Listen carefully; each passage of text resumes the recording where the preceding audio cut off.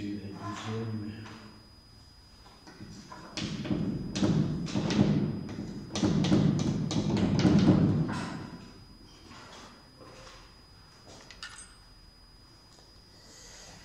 Donc c'est un exercice thématique sur chute verticale dans un liquide. Je vous ai envoyé l'exercice. Donc voici cet exercice, c'est tiré d'une baccalauréat française.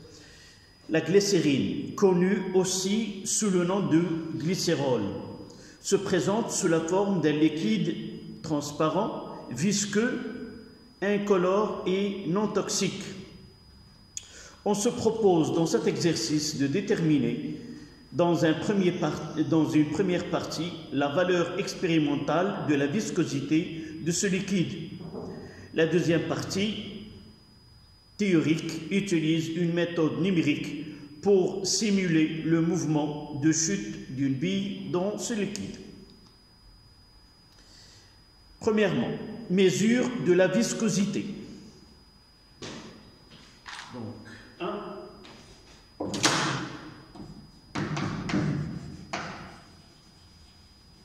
Mesure de la viscosité. Évidemment, le liquide dans ce cas-là, c'est la glycérine ou le glycérol. La viscosité désigne la capacité d'un fluide à s'écouler. Elle dépend fortement de la température. Pour mesurer la viscosité de la glycérine, on utilise un dispositif appelé viscosimètre de Doppler ou viscosimètre de chute de bille. Il se compose d'un long tube de verre vertical rempli de liquide étudié dans lequel on laisse tomber une bille sphérique en acier de diamètre calibré. La durée de la chute delta T' correspond à une distance de chute H connue et mesurée à l'aide de deux capteurs reliés à un chronomètre électronique. Les deux capteurs sont représentés dans les positions R1 et R2 comme le nom le montre le schéma de la figure 1, C2, ci-contre.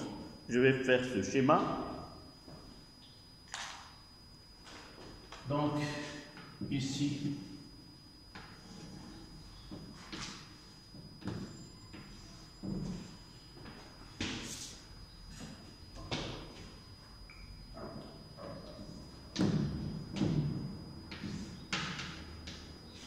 R2 et R1.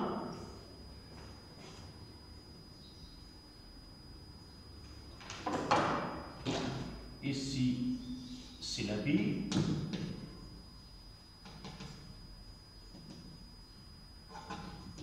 Vous faites le schéma en même temps que moi.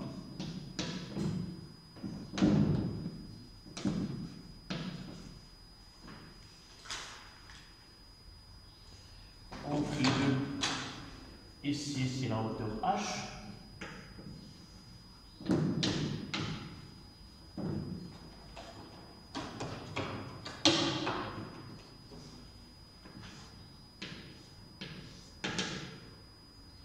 Ici, c'est le liquide.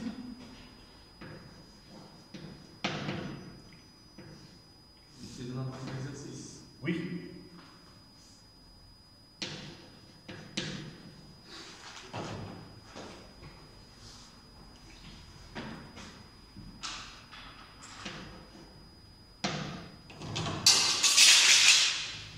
C'est la glycérine ou le glycérol. Donc, mesure de la viscosité nue de glycérol.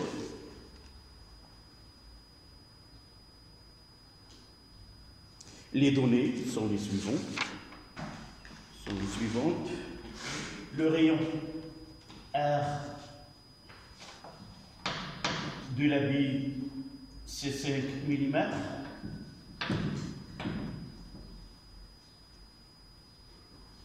La masse volumique de la bille, ρ de la bille, c'est 7,8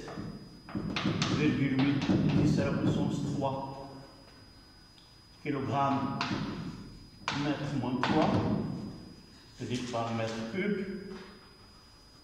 Masse volumique de, là c'est pour la bille. Les données pour la bille.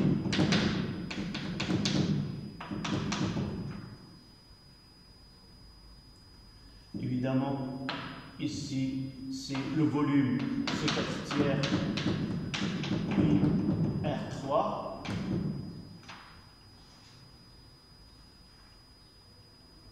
Pour la glycérine,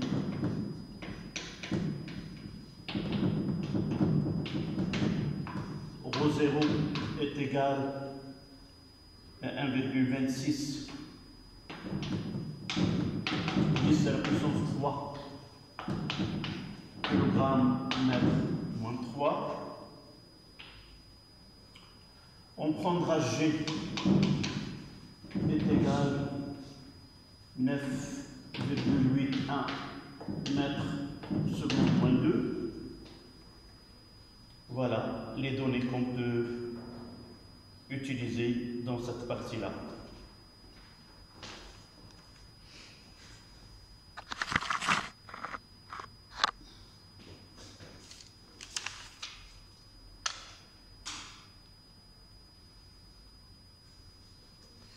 Donc là, ce sont deux capteurs qui nous donnent delta de T.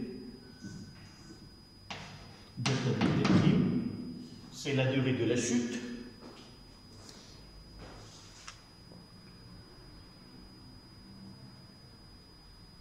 Donc, on étudie le mouvement de la bille dans le référentiel terrestre, considéré comme galiléen.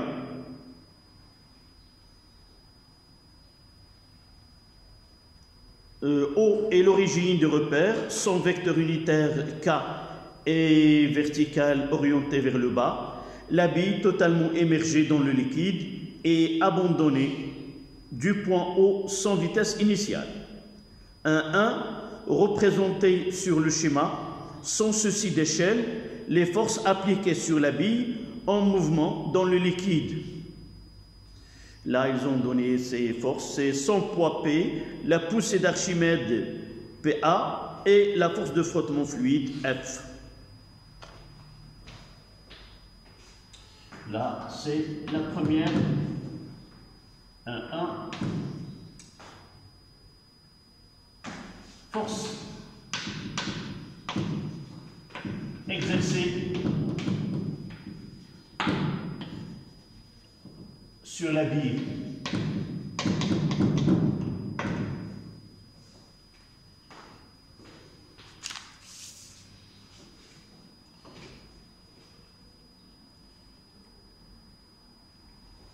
Donc on va choisir notre axe et les diriger vers le bas.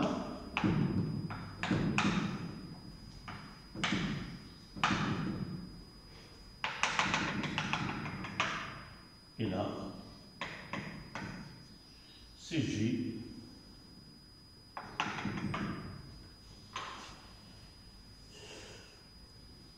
Donc,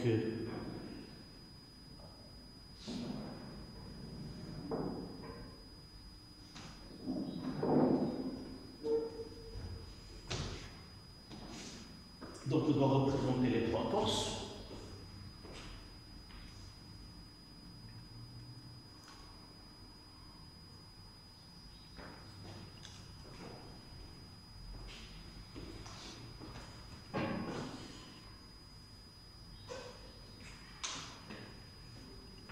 Il y a le poids, d'accord ?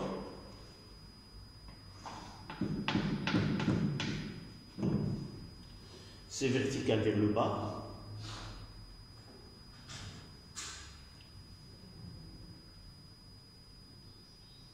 La poussée d'Archimède, comment il est? Le vecteur force PA. Collinéaire, c'est-à-dire même, si vous voulez, même droite d'action que P. orienté vers le haut.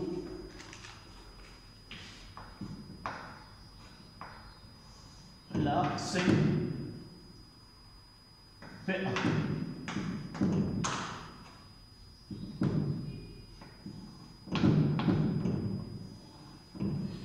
Il nous reste la force de frottement fluide. Elle est toujours opposée au mouvement. Elle est collinière à V, donc elle est orientée vers le haut. Toutes les forces sont représentées dans G puisque le corps est totalement émergé. Là, c'est petit F. Force de frottement fluide.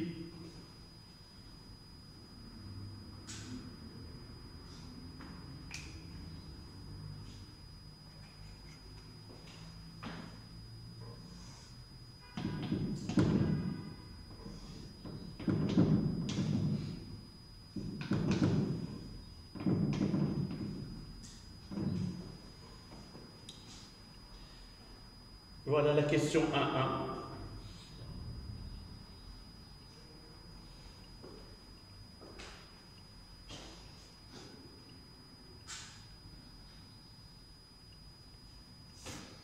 La question 1.2.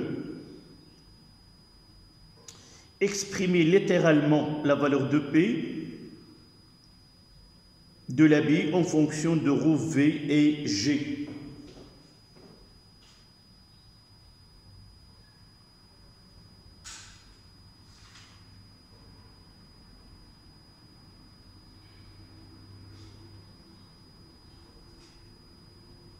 Mademoiselle, tu as cherché l'exercice? Oui, je peux voir.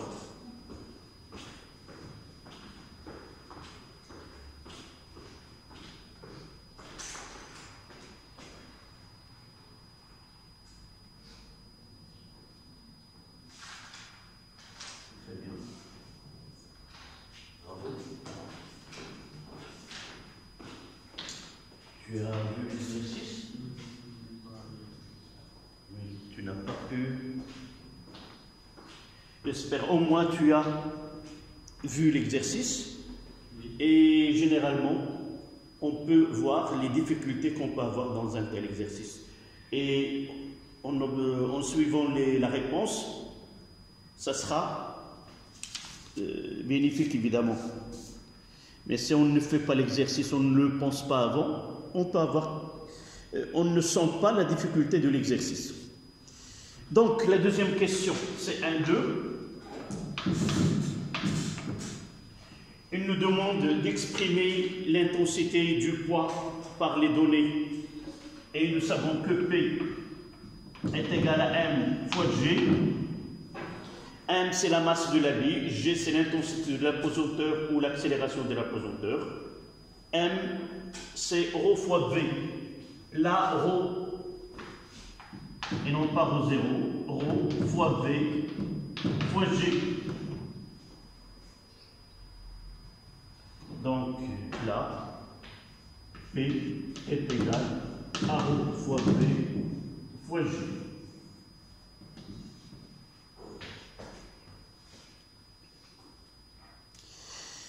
Un 3, c'est la même question, mais cette fois-ci c'est pour la poussée d'Archimède, 1.2.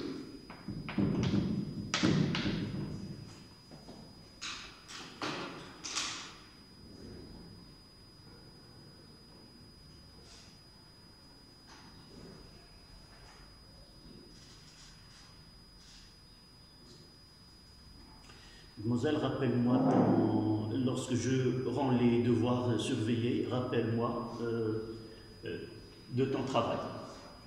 D'accord?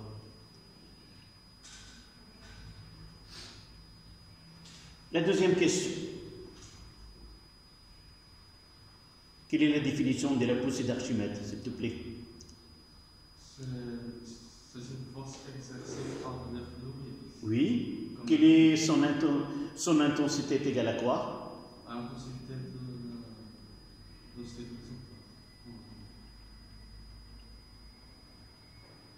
C'est égal au poids de la masse. La masse? de l'objet. Non, ce n'est pas de l'objet. La masse déplacée du liquide. La masse de liquide déplacé. C'est-à-dire là, lorsqu'on essaie, là nous avons le liquide, et lorsqu'on met, évidemment, il faut qu'il est plein jusqu'au bord, jusque-là. Une fois qu'on introduit le corps, le liquide déborde. Et ce liquide-là récupéré, en déterminant sa masse, de là, on peut déterminer l'intensité de la poussée d'Archimède. Donc, ça sera P A est égal à M' fois G. Et M', c'est la masse du liquide déplacé. M', la masse de liquide déplacé.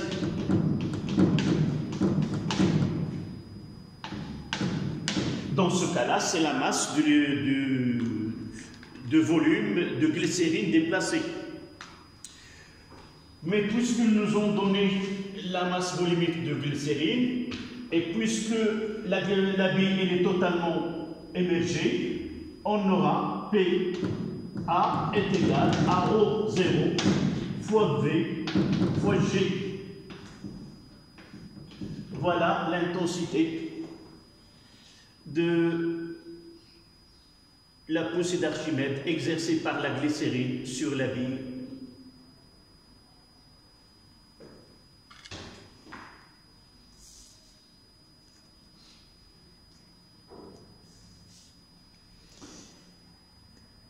Un 4. Donc c'était 1, 2 exprimé, 1, 3 ici. Donc là c'était 1, là c'était 1, 2, ici 1, 3. Et maintenant 1, 4.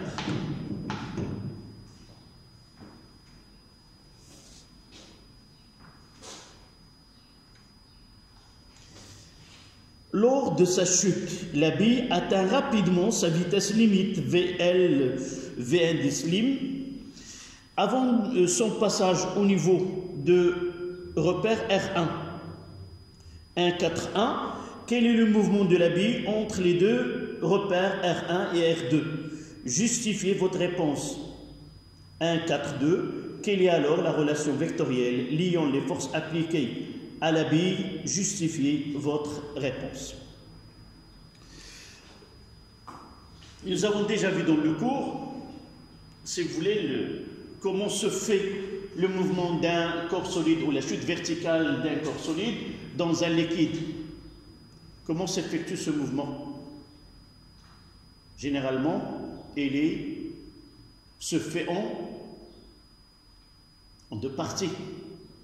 La première, c'est quoi?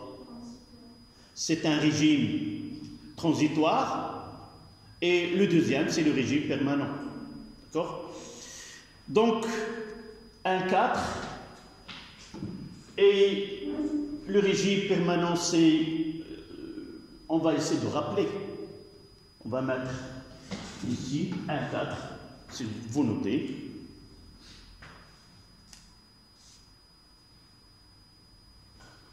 Le mouvement de la bille,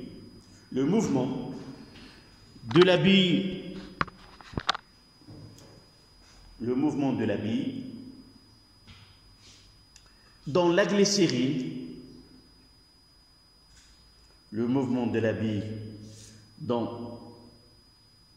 glycérine, se fait selon deux régimes.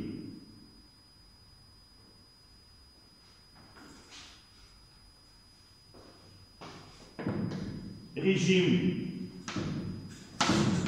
transitoire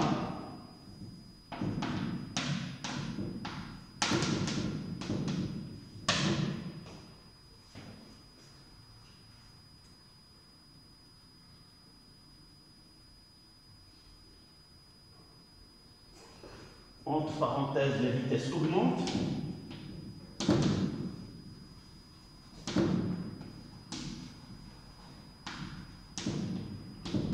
vitesse augmente au cours du temps.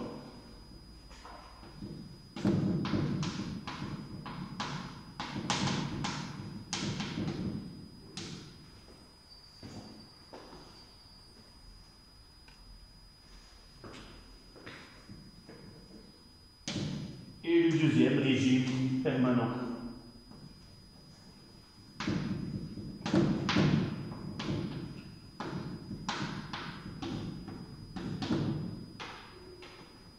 Où R, la vitesse ou la vitesse V est égale à V limite, qui est égale à une constante.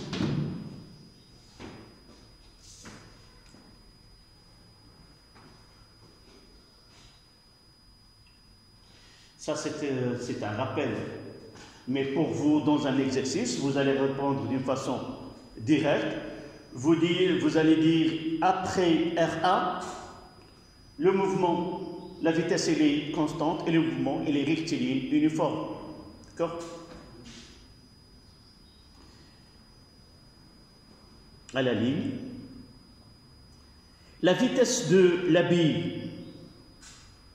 La vitesse de la bille entre R1 et R2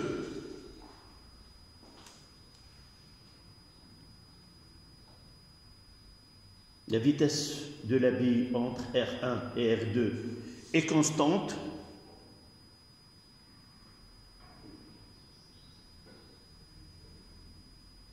et par la suite le mouvement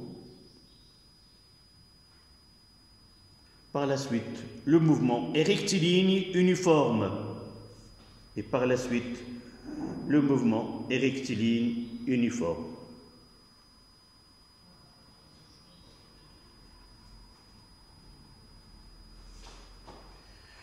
Ça, c'était 1,4,1. 1,4,2. Quelle est alors la relation vectorielle qui lie les forces appliquées à la bille? Justifiez votre réponse. Donc nous venons de dire que la vitesse de la bille est constante. Par la suite, d'après la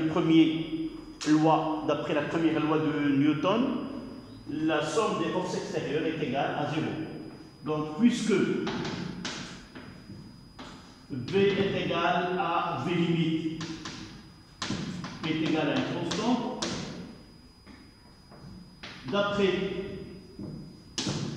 la première loi de Newton, sigma des forces extérieures dans cet intervalle-là est égal à 0. C'est-à-dire que PA plus P plus petit f est égal vecteur nul. Voilà la relation vectorielle.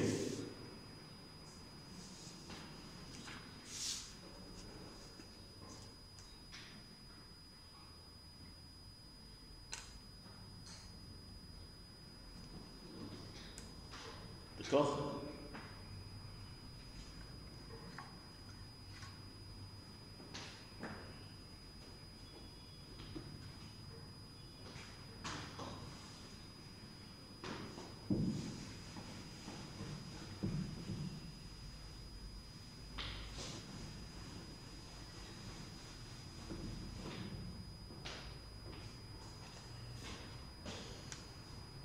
La question 1.5. Dans le cas de ce fluide, étudié, la force de frottement est proportionnelle à la vitesse de chute de la bille et on donne l'expression, là c'est 1.5. F, la force de frottement fluide est égale moins 6pi, 6 fois pi fois nu, la viscosité, fois R, fois V. C'est moins 6 fois pi fois nu fois R fois V O nu et la viscosité.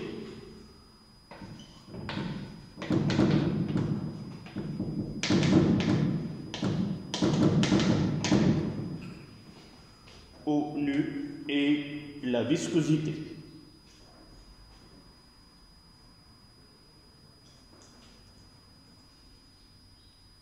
Évidemment de la glycérine. 1,5,1.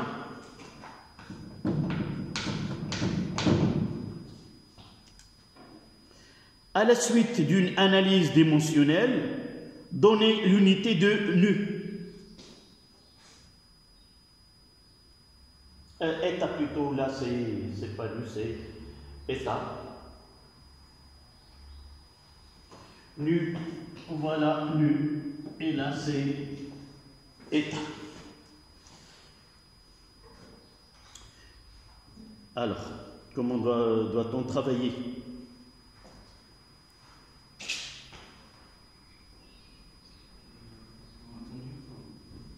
On va partir de là. Donc on va mettre que F,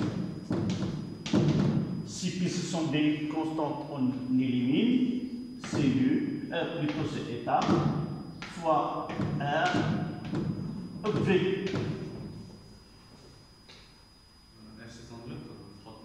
Oui, en newton, mais nous avons déjà, pour déterminer dimension de F d'une force, il vaut mieux de revenir. Oui, c'est très bien. Revenir aux seconde loi de Newton. Et F est égal à MA. M c'est le kilogramme et A c'est le mètre seconde moins 2. Donc là, F, là, tu as raison, l'unité c'est le Newton, mais le Newton est une unité qui est dérivée, ce n'est pas une unité fondamentale. Et là, c'est le mètre par seconde. Oui. Si on la garde en Newton, on n'arrive pas à donner l'unité dans le système international de Newton. Donc, ça sera une masse fois une distance fois une longueur fois T-2. Je mettrai ici F est égal, d'une façon générale, F est égal à MA. C'est de là que nous avons tiré cette unité-là. C'est une masse fois la longueur fois T-2. R, c'est une longueur. V, c'est une vitesse, donc c'est une distance longueur divisée par le temps, c'est T-1.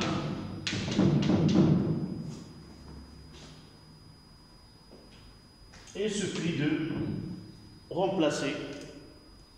Donc, nu, plutôt, je n'arrive pas à me débarrasser de état, ça sera F sur R sur la dimension de V.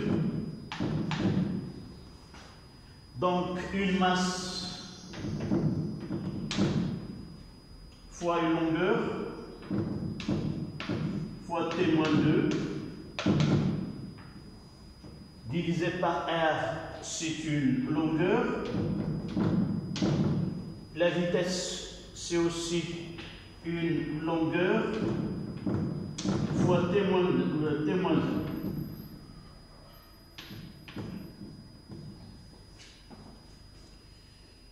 On fait une simplification.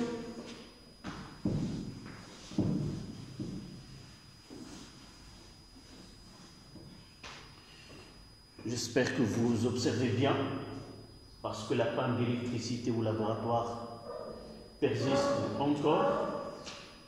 Ça fait presque une semaine. Donc, longueur avec longueur et T-1 avec T-2, ça donne nu. C'est état. C'est une masse.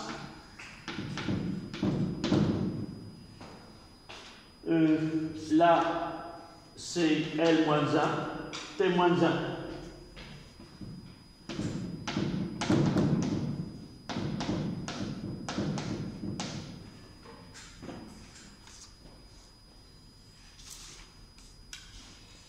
c'est une masse, L-1, T-1.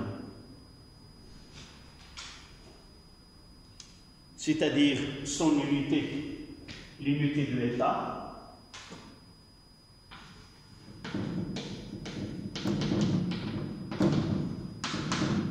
Kilogramme, mètre moins 1, seconde moins 1.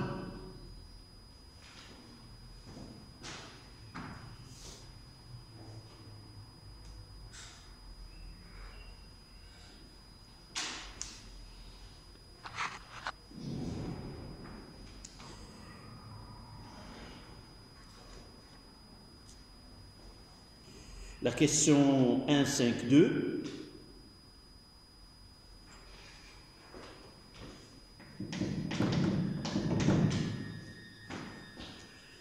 C'est en projetant la relation vectorielle établie dans la question 1.4.2, suivant le repère OK, montrer que la viscosité nue du fluide étudié s'exprime en...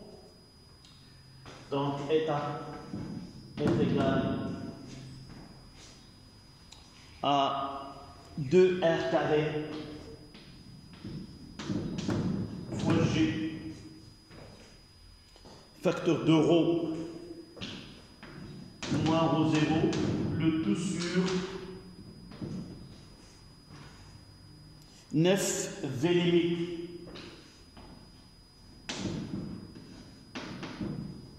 Donc on doit montrer, on doit établir cette relation de la viscosité. Ils nous ont dit d'après 1.4.2,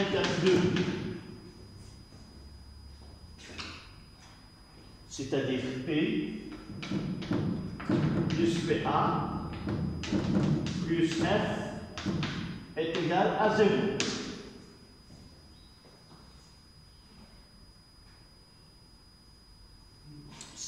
Si vous revenez à la question 1.4.2 et vous essayez de faire la projection, vous voyez que la projection de P est égale à plus son intensité, c'est M, 0 fois V, d'après les questions demandées fois G.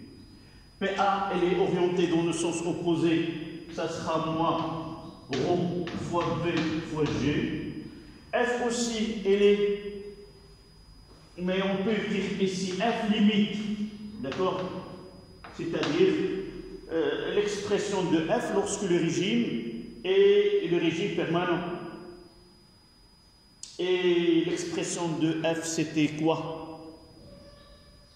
C'est déjà donné son intensité, donc c'est moins F limite est égal à 0. Sans oublier que ce F limite en intensité est égal à 6 fois pi fois état fois R fois V limite. Là, dans l'expression générale, c'est fois V. Et V varie au cours de mouvement. Mais dans le régime permanent, la vitesse elle est constante. Donc, je vais essayer de cette équation qui est 1.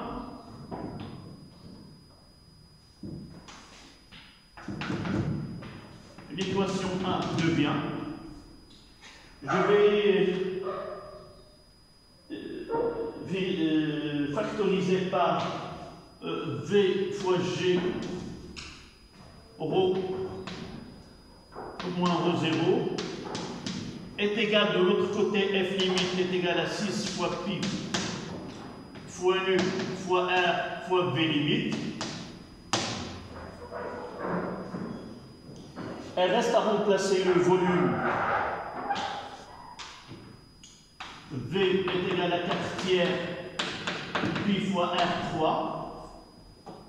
Donc ça donne 4 tiers pi fois R3 fois G fois ρ moins ρ0 est égal à 6 pi fois nu fois R fois V limite. On va essayer de simplifier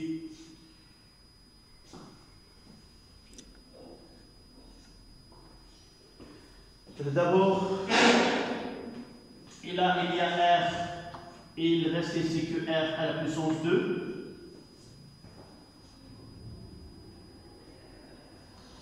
Là, 4 par 2, ça reste 2. Ici, 3, c'est 18. Donc, je vais essayer d'en donner un petit peu, de garder ces calculs à la fin, R tiers et R3. Donc, on aura nu, plutôt état est égal, ici par 3, c'est 1, par 3, c'est 2.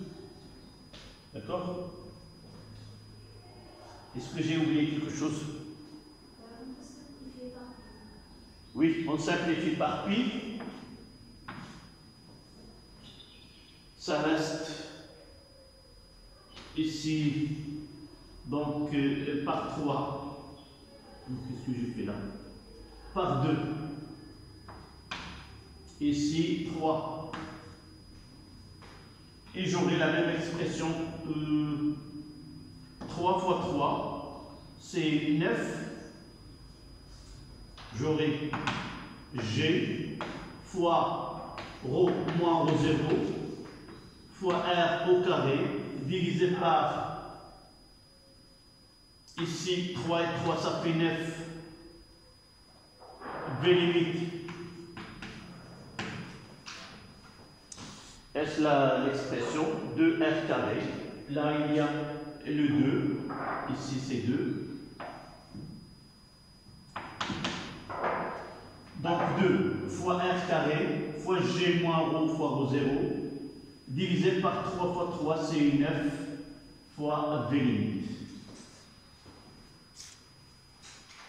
Question de simplification.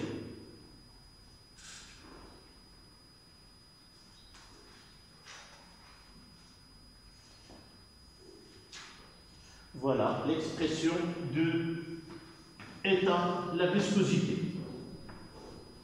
C'est 2 fois G, ρ moins ρ0, fois R au carré, divisé par 9 fois la vitesse limite.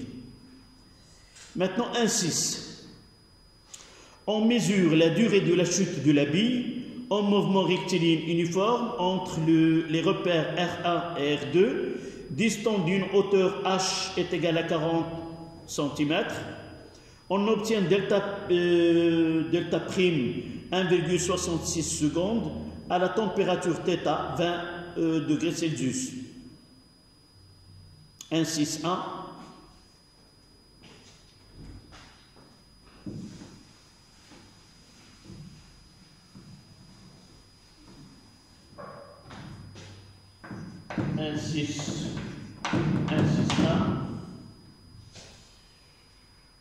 Calculer la viscosité, la vitesse limite de la bille. Vitesse V limite. Donc, puisque le mouvement est rectiligne uniforme, est égal à D sur delta de T, dans ce cas-là, D est égal à H, est égal à 40 cm, c'est 40 fois 10 moins 2. Évidemment, mètre. Delta de T est égal à delta de T prime 1,66 secondes. Donc la vitesse limite est égale à 40 fois 10 moins 2 divisé par 1,66 et ça donne combien? 0,241 V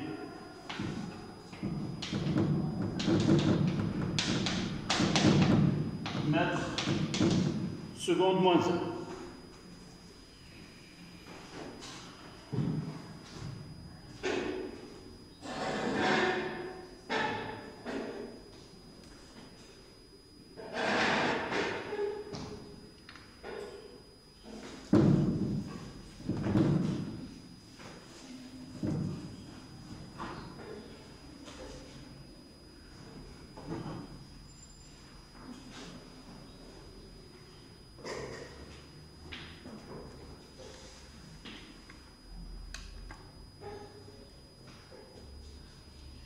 Question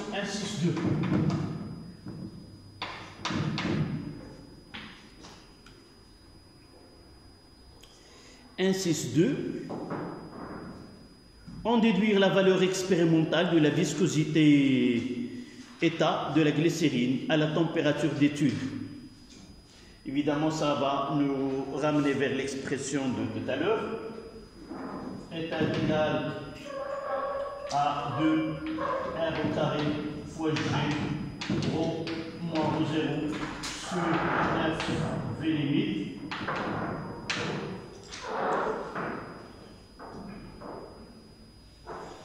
On va remplacer application numérique état égal 2 5 fois 10 moins 3, le rayon c'est 5 mm au carré fois 9,91. Rho c'est 7,8 10 moins 3 moins 1,26 10 moins 3, le tout divisé par 9 fois 0,241, la vitesse limite.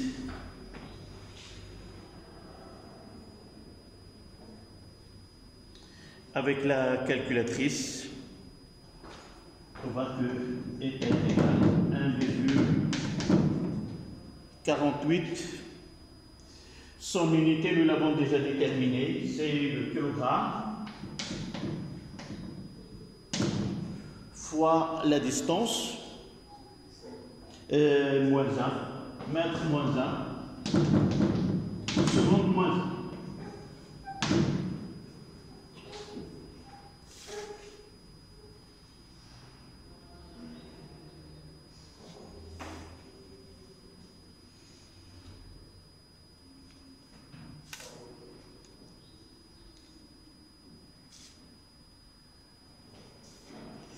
Un 6.3. La valeur théorique de la viscosité de la glycérine à cette température est nu de θ. Un 6.3. État théorique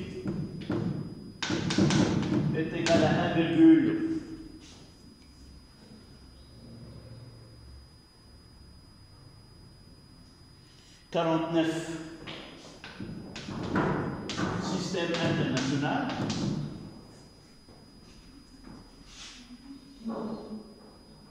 En effectuant un calcul d'écart relatif, comparez la valeur trouvée expérimentalement à la viscosité état de la glycérine à sa valeur théorique. Évidemment, l'écart relatif là,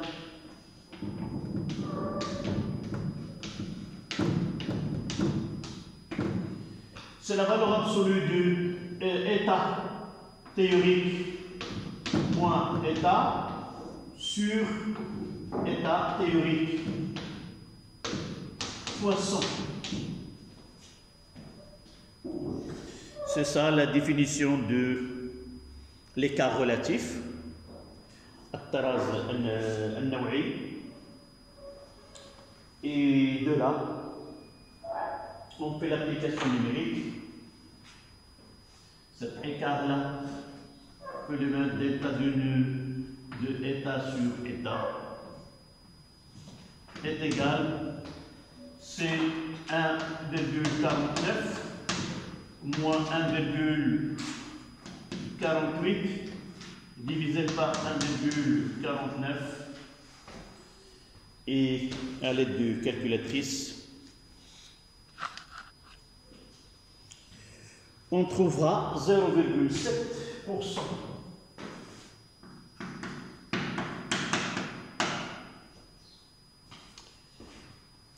Évidemment, une telle valeur, on peut dire qu'il n'y a pas une grande différence entre la valeur théorique et la valeur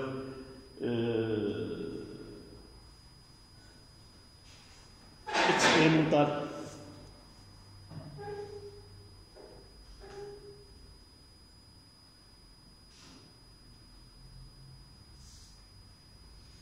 Maintenant, on passe à la deuxième partie.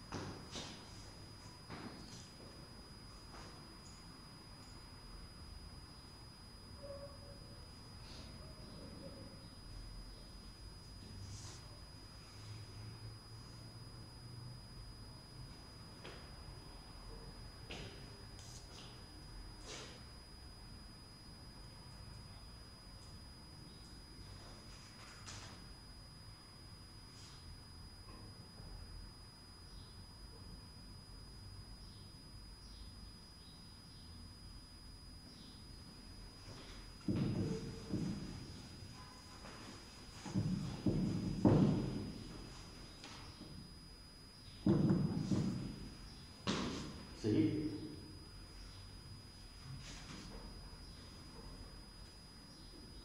Oui.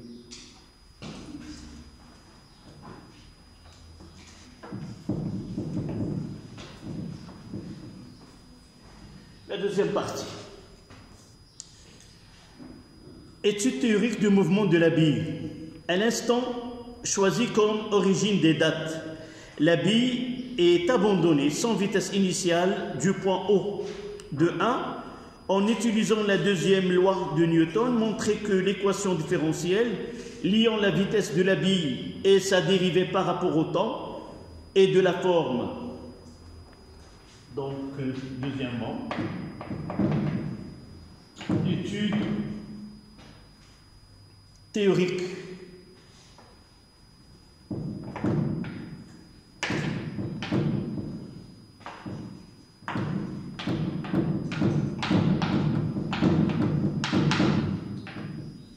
De la bille.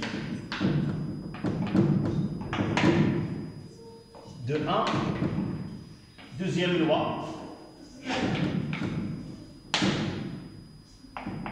montre que d de V sur dt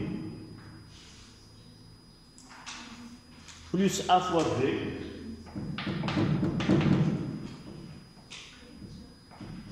est égal à B.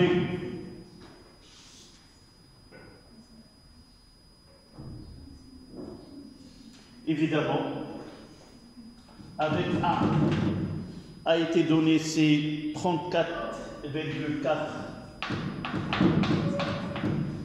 secondes moins 1, et B est égal à 8,23 mètres secondes moins 2.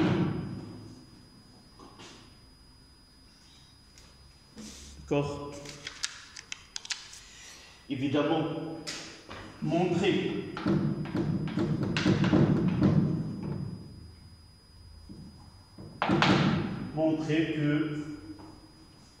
que l'équation différentielle que vérifie V, la vitesse de centre de gravité de la bille, et évidemment que les constantes A et B prennent les valeurs 34,4 secondes moins 1 et B 8,23 mètres secondes moins 2. Donc si nous revenons à la question 1,4,2, deuxième loi, donc la seconde loi nous donne sigma des forces extérieures est égal à n fois A, c'est-à-dire F plus PA plus P est égal à M d de V sur dt. Évidemment, on peut profiter de ce que nous avons écrit tout à l'heure pour la détermination. Nous avons déjà remplacé ces valeurs, ces expressions par d'autres valeurs, mais on peut refaire une autre fois. Donc f est égal à moins 6 pi, c'est déjà donné, moins 6 fois pi, voilà, fois état, fois r, fois v, p est égal à fois p fois g porté par k. Je peux mettre celle-là v, mais portée par k. PA, 0, 0, c'est exact. 0 fois v fois g, mais moins porté par k.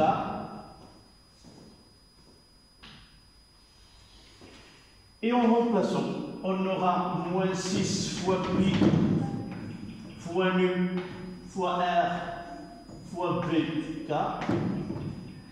plus rho fois v fois g fois k moins rho 0 fois v fois g fois k est égal à rho fois v fois g porté par k. Rho fois est égal, ici, rho fois v, c'est mg, d de v sur dt porté par k. Voilà.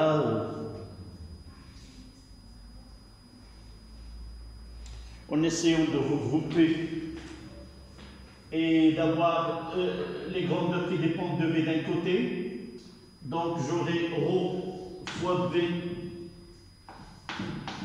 d de v sur dt par projection. Soit on fait la projection, soit on multiplie les termes, les termes de deux côtés par le vecteur unitaire k. D'accord? Donc j'aurai rho fois v d de v, là où il y a v ici, de l'autre côté, plus 6 fois pi fois nu fois r fois v est égal, ici c'est rho fois v, c'est g fois v, facteur de rho moins rho 0,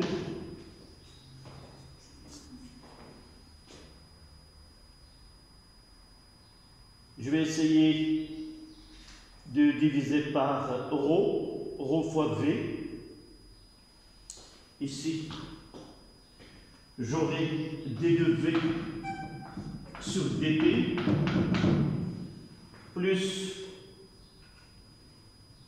6 fois pi fois nu fois r divisé par rho fois v. Et de l'autre côté, je divise par rho v, donc v il va se simplifier. Et je fais entrer rho à l'intérieur, j'aurai g 1 moins rho 0 sur rho. Et si vous voulez que je remplace v ici par 4 tiers pi r3 pour faire une petite simplification.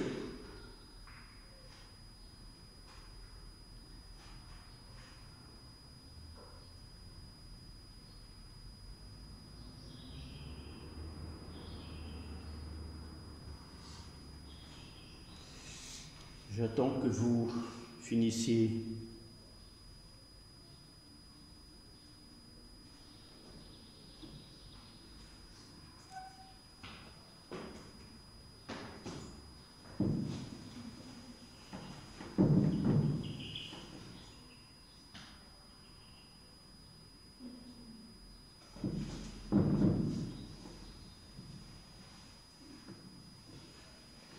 Donc, à partir de là, on va écrire que là, c'est d de v sur dt, plus, dans l'équation, c'est a,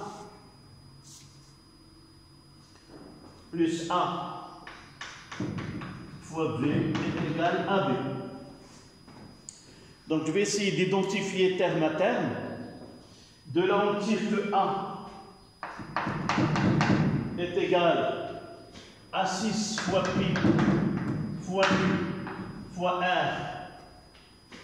divisé par ρ fois v, le volume. Et b est égal à g 1 moins ρ, c'est ρ0 sur ρ.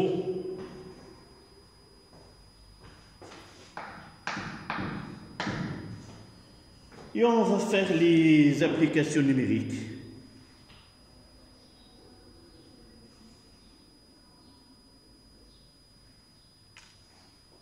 A, 6 fois 3,14, fois nu, nous l'avons utilisé, c'est 1,49, fois R, c'est 5 fois 10 moins 3, divisé par ρ, c'est 7,8 10 à la puissance 3, et V, c'est 4 tiers fois 3,14, fois R qui est 5 fois 10 moins 3 à la puissance 3. Et vous voyez ce pi, il va se simplifier. Et par la suite, on fait le calcul avec une calculatrice. D'accord. Et A est égal à la valeur indiquée dans l'exercice, c'est 34,4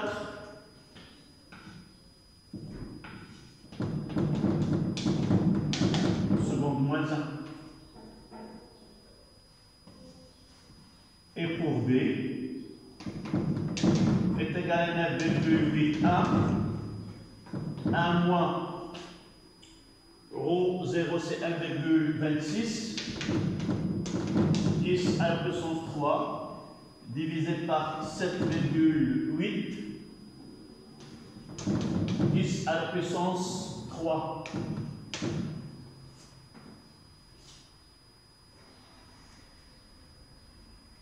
Et ça donne la valeur qui a été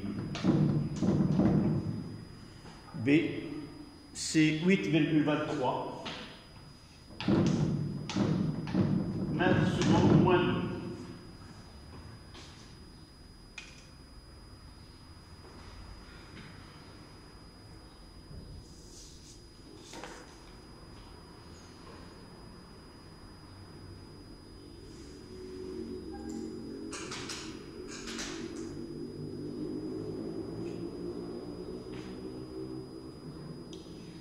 La question 2.2.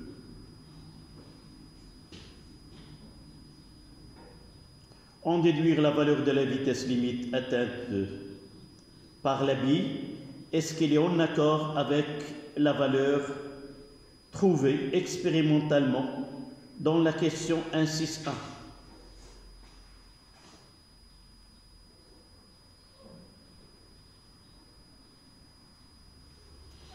Là, pour l'identification ici,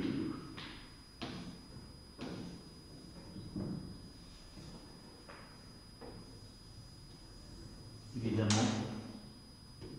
c'est de cette façon que nous avons fait l'identification.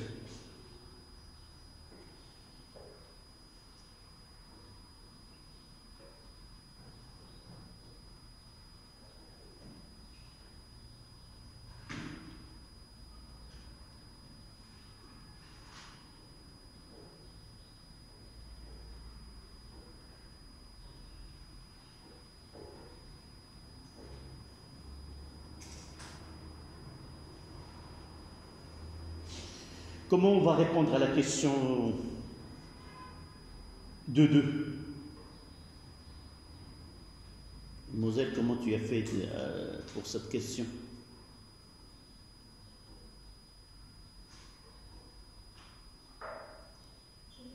Oui?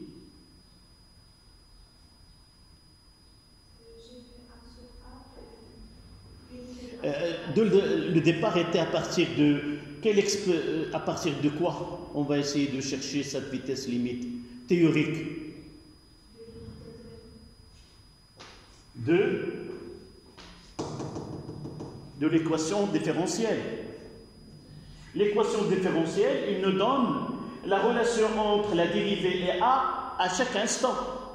Donc à partir de là, on peut appliquer dans la partie régime permanent, on va dire au régime permanent, la vitesse elle est constante, la vitesse est égale à v limite, et celle à 0, et à partir de là, v c'est b sur a.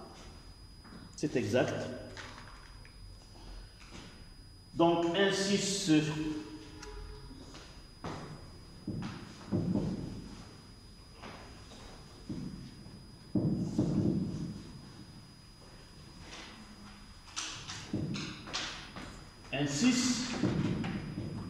un 6A d'après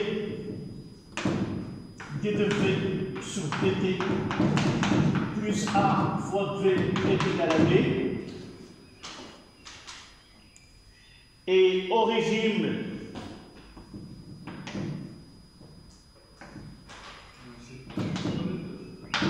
oui, ah oui, de 2 et c'était la question 1,6,1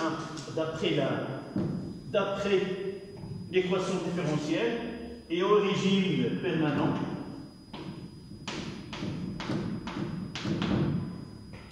V est égal à V limite, ce qui donne que d de V sur dt est égal à 0. Et on n'aura que A fois V limite est égal à B. Donc V limite est égal à B sur A.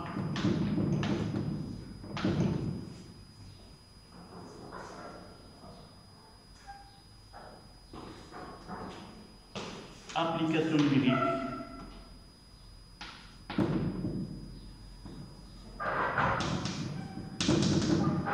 C'est B 8,23 divisé par A, c'est 34,4.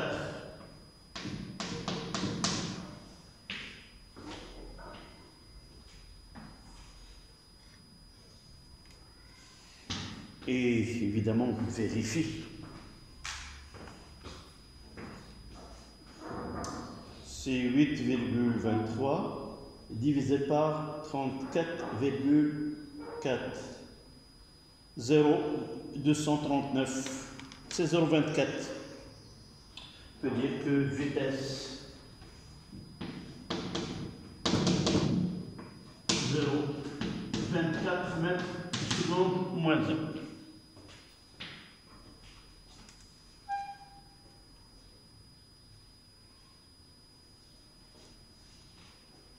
Évidemment, si nous volons ici, on mettra presque C0 est égal. Le calcul, il a donné est égal à 0,239 mètres secondes moins 1. D'accord? C'est ça le... Et le calcul que nous avons mesuré par mesure,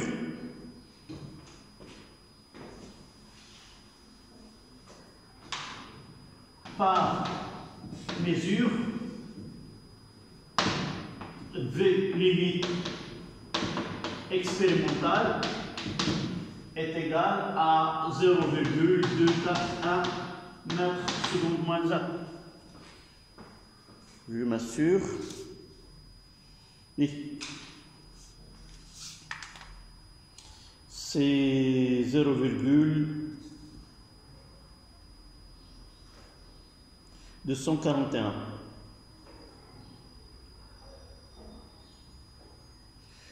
Évidemment, pour estimer est-ce que ces valeurs concordent ou non, il suffit de faire un petit calcul de l'écart. Si nous essayons de faire l'écart relatif, c'est-à-dire, si vous voulez, quelle est l'erreur qu'on peut commettre si on prend la même valeur, l'écart relatif est très écart relatif, c'est on mettra 0,241 moins 0,239 sur la valeur théorique, c'est 0,239 et on peut estimer cette valeur-là, on fait le calcul. C'est 0,241 moins 0,239 égale ça divisé par 0,239 et ça donne 8 10 moins 3.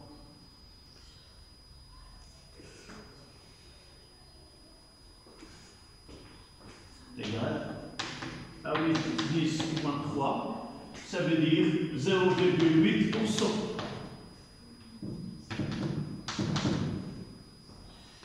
Donc c'est un écart qui est très faible et par la suite on peut considérer que ce que nous avons trouvé avec la méthode théorique concorde avec celle de l'étude expérimentale. 2.3. Oui.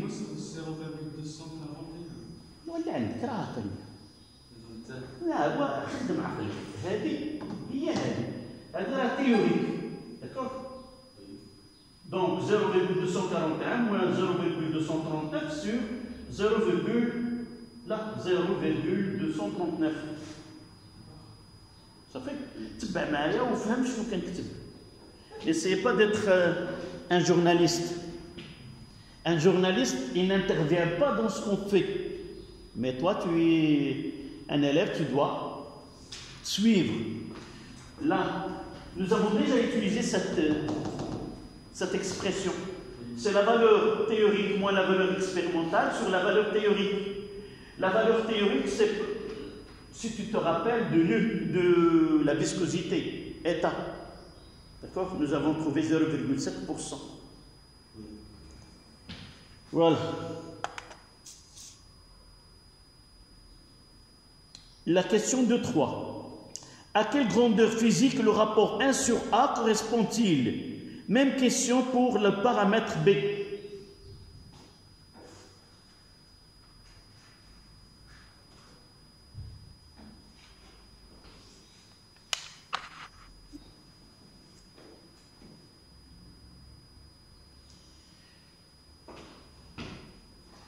Je vais reprendre A ici. Là, c'est la question de 3.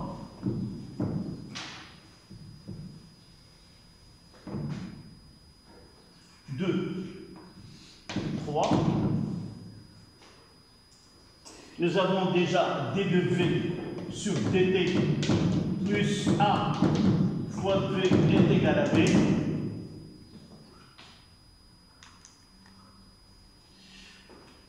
Quelle est la dimension de A? Nous l'avons déjà. Quelle est la dimension de A? Est-ce qu'à partir de là, on peut déterminer? C'est déjà calculé, c'était en seconde, moins 1.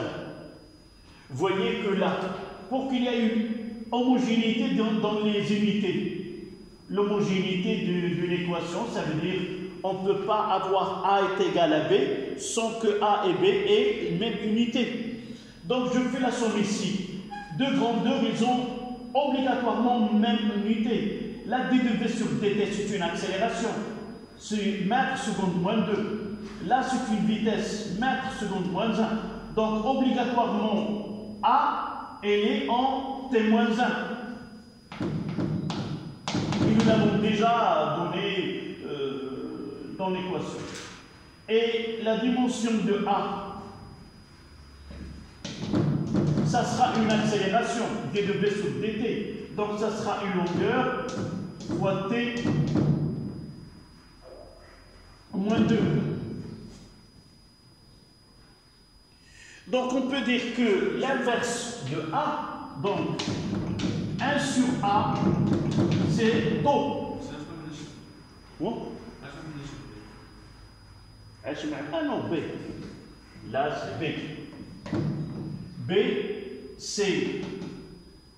Je dois avoir ici B. D'accord? D de B sur dt plus A fois B est égal à B. Donc là, une dimension de temps. C'est la constante, c'est dans ce cas-là une constante de temps, mais dans ce cours-là, taux, c'est le temps caractéristique de mouvement.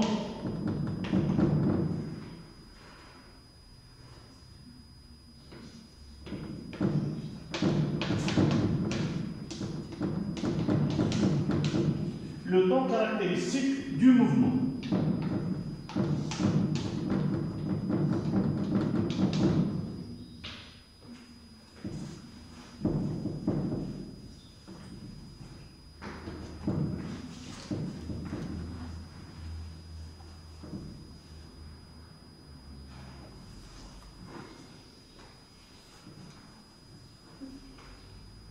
Rappelez-vous, c'était la même équation que nous avons vue en électricité.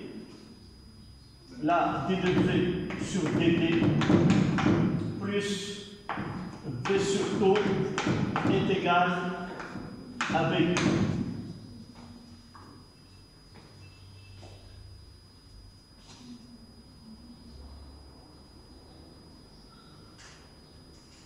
D'accord?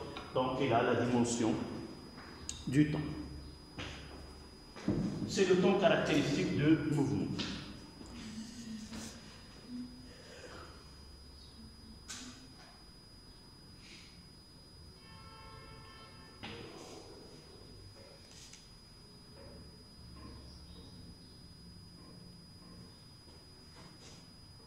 Rappelez-vous que pour B,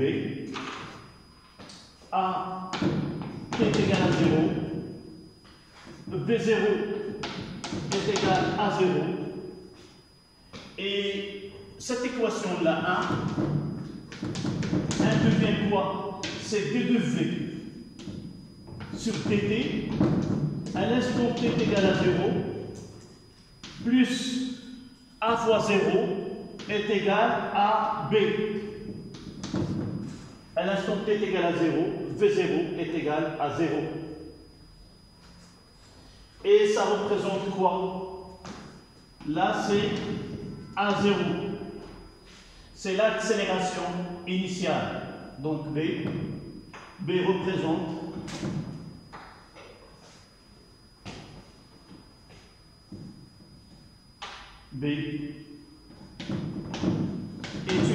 est l'accélération initiale.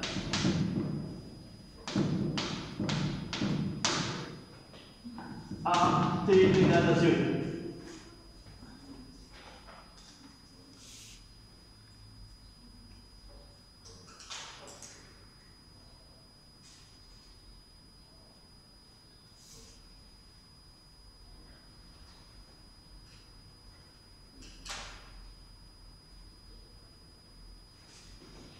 Donc V correspond à l'accélération de la vie, évidemment, à l'origine des temps. La vie commence avec une accélération initiale à 0, et comme nous avons vu dans le cours, que cette accélération diminue au cours de temps et finira par s'annuler vers la fin de régime transitoire. Et on passe au régime permanent, où cette accélération elle est nulle et la vitesse elle est constante. Donc on passe à la question suivante, 2.4. La courbe d'évolution de la vitesse au cours La courbe d'évolution de la vitesse au cours de temps est représentée sur la figure 2 de l'annexe. Elle a été obtenue par résolution de l'équation différentielle précédente par la méthode numérique itérative de l'air. Cette méthode permet de calculer pas à pas, de façon approchée, les valeurs des vitesses instantanées VI et de l'accélération instantanée AI. Pour ce calcul, on a utilisé les relations suivantes. V à l'instant TI est égal à V à l'instant TI moins 1 plus A fois TI moins 1, où delta de T représente le pas d'itération de calcul et que A à l'instant T est égal à B moins A fois V à l'instant T. Ils nous ont donné dans un tableau un extrait de la feuille de calcul de données T, VI et ainsi de suite. La première question 2.4.1, quel est le pas utilisé pour le calcul? Donc je vais essayer de reprendre ce petit tableau.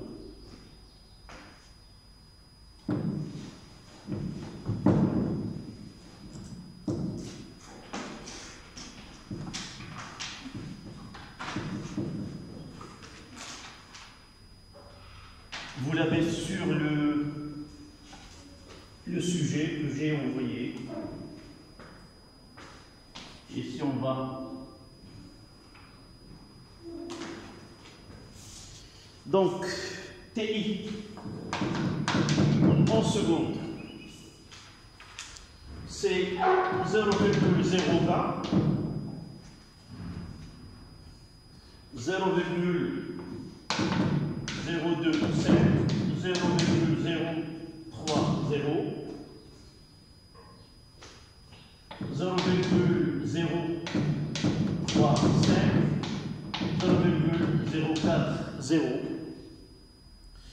Et pour la vitesse VI,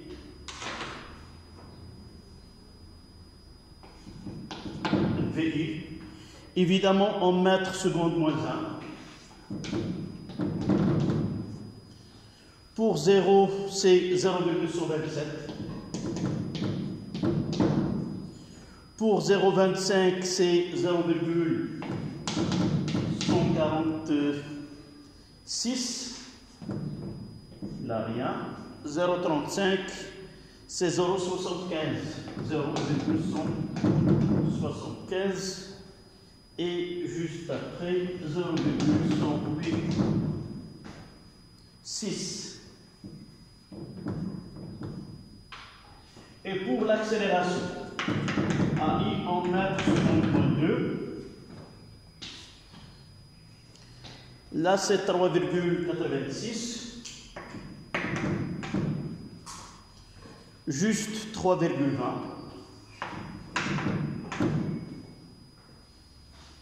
2,65 et la rondelle, le dernier, 1,82. Voilà. Ça, le tableau qui a été donné.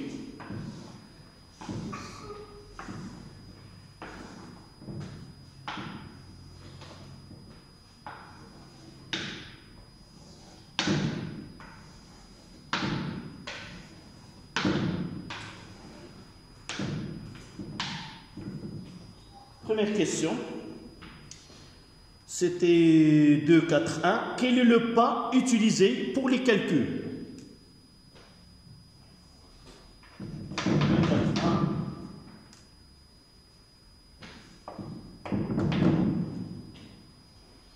2.4.1. Quel est le pas? Nous l'avons défini dans le cours, le pas delta de t est égal à quoi? C'est égal à t plus 1 moins ti entre deux dates successives. Et nous aurons, c'est 0,025 moins 0,020. Et ça donne 5 10 moins 3 secondes. Et les numères qu'on trouvera ici, 0,40, 0,040 moins 0,035. D'accord? Donc, c'est 5 fois 10 moins 3 secondes ou 3 millisecondes. En utilisant la méthode de l'air, calculez la vitesse V6 à la date T 0,06, à la date 0,03 et l'accélération A7 à la date T est égale à 0,037. 4,2. N'oublions pas qu'ils nous ont donné des relations que nous devons écrire. D'accord? Voici les deux relations qui ont été données. V à l'instant TI est égal à V à l'instant T I moins 1 plus A fois TI moins 1 fois delta de T. Ils ont donné AI est égal à B moins A fois V à l'instant T. D'accord? On va appliquer V6. V6.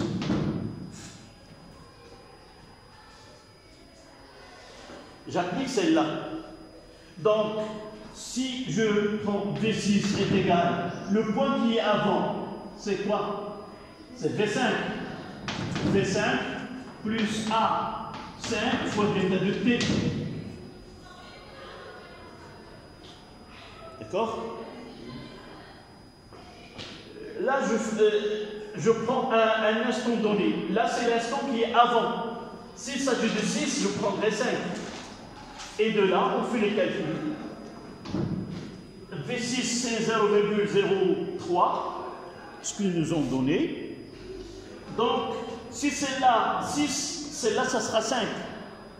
Donc, V5, c'est 0,146 moins A5, c'est 3, plutôt plus 3,20 fois 5 fois 10 moins 3. D'accord? Et ça donne 0,162 mètres secondes moins 1. Une petite remarque. Lorsque vous faites les calculs, essayez de l'insérer dans le tableau. Pourquoi? Pour vérifier qu'il est entre celle-là et celle-là. Si vous ne faites pas attention, par exemple 1,62, si vous trouvez 1,66, par exemple 0,162, il doit être inférieur à celle-là et supérieur à celle-là. Si vous trouvez une valeur qui dépasse celle-là, c'est que vous avez fait une erreur. Et vous êtes sûr maintenant que la valeur elle est théoriquement acceptable. Pour A7, c'est là. CB moins A fois V7. I et la I. B, nous l'avons déjà, c'est combien? C'est 8,23. Moins A, c'était combien? 34,4. 34,4 fois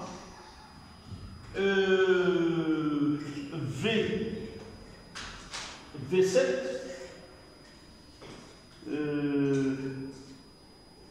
Là, V7, c'est celle-là, c'est 175, 0,175. Et avec la calculatrice, c'est 2,21 à 7 égale à 2,21 mètres secondes moins 2.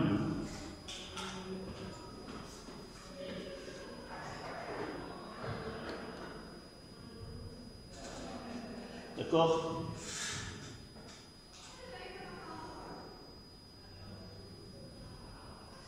Et de la même façon, on va la noter ici, c'est 2,21. Là, vous voyez que l'accélération diminue au cours du temps. Donc, il doit être inférieur à 2,67 et elle sera supérieure à celle qui vient juste après. D'accord?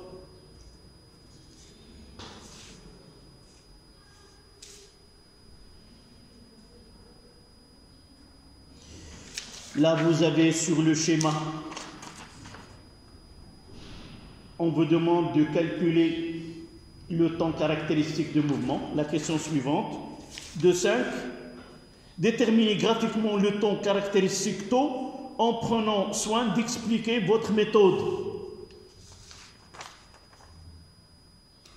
Comment on va déterminer le calcul de taux?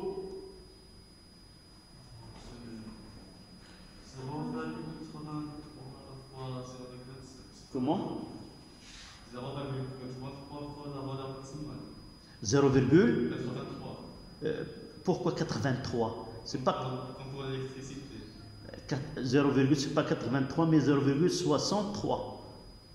La première la plus simple ici, c'est quoi? Il y a les méthodes, on trace l'asymptote et la tangente. Il y a deux méthodes. Là, généralement, on ne vous a pas donné la tangente tracée. Donc, généralement, on essaie de faire les deux. Ici, on va faire les deux. Mais généralement, si on ne vous trace pas la partie tangente, une partie de la tangente, il vaut mieux d'aller par la méthode analytique. Ce n'est pas la méthode celle de la tangente avec. Donc, on va faire les deux. Donc, là, c'est la question 2, 5, 2. Vous mettez 2, 5, 2.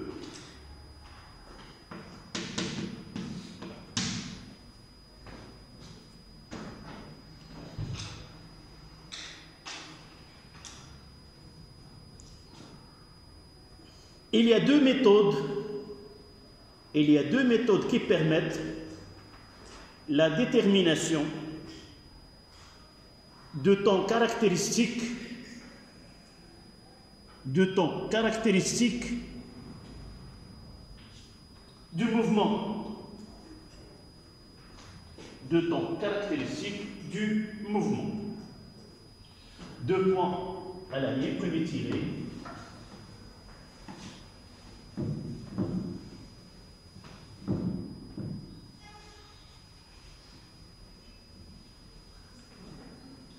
La méthode de tangente.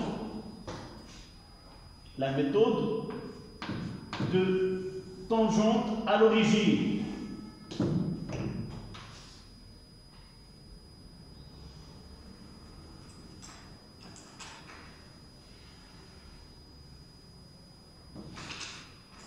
Et vous allez faire ce schéma-là.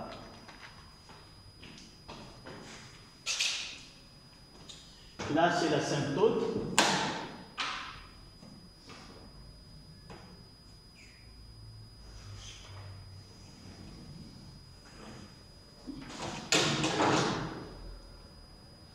Là, c'est la vitesse limite.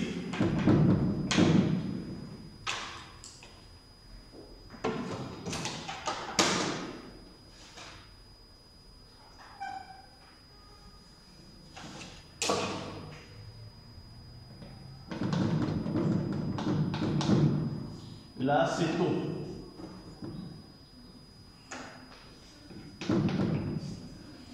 Le temps, il a été donné 11 secondes.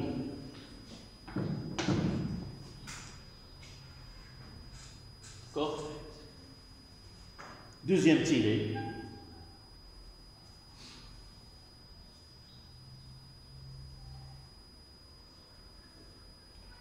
Lorsque la droite tangente à l'origine n'est pas tracée dans l'exercice, lorsque la tangente à l'origine n'est pas tracée dans la figure de l'exercice, on utilise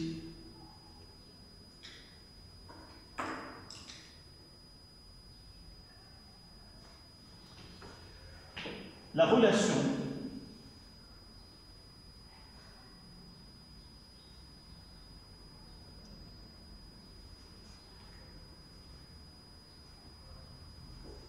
théorique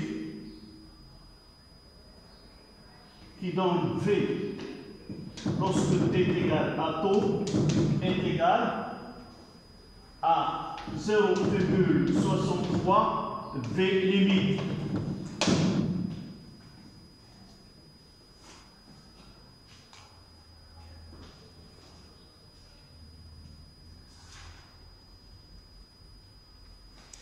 Dans cet exercice, V limite est égal à combien? C'est 0,241 mètres secondes moins 5. Je revois la valeur de V limite, oui, 0,241.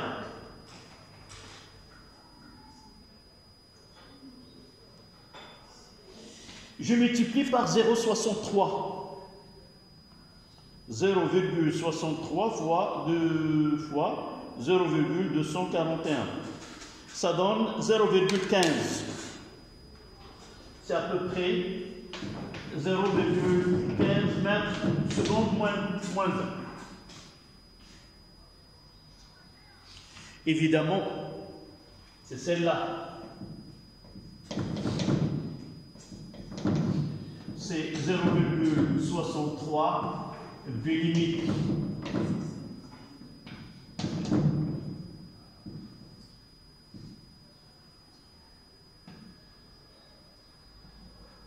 Voilà, c'est 0,15 mètres secondes moins 1. Et je cherche la valeur de taux.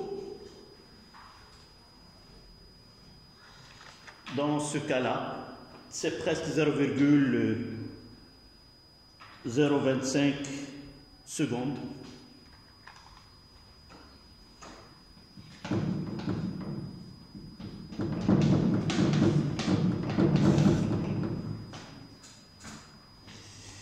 Généralement, dans une telle question, essayez de tracer ce que vous avez fait. Même si vous n'arriviez pas à lire correctement la valeur de taux, on acceptera votre réponse du fait que vous avez appliqué la méthode la méthode de calcul.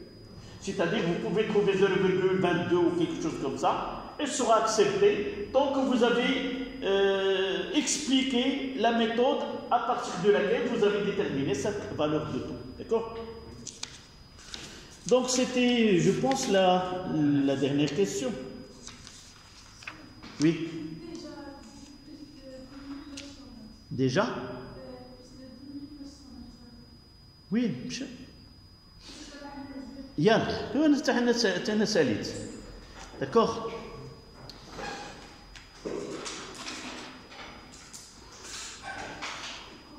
Yalla, au revoir. Je ne vais pas laisser un exercice, une question.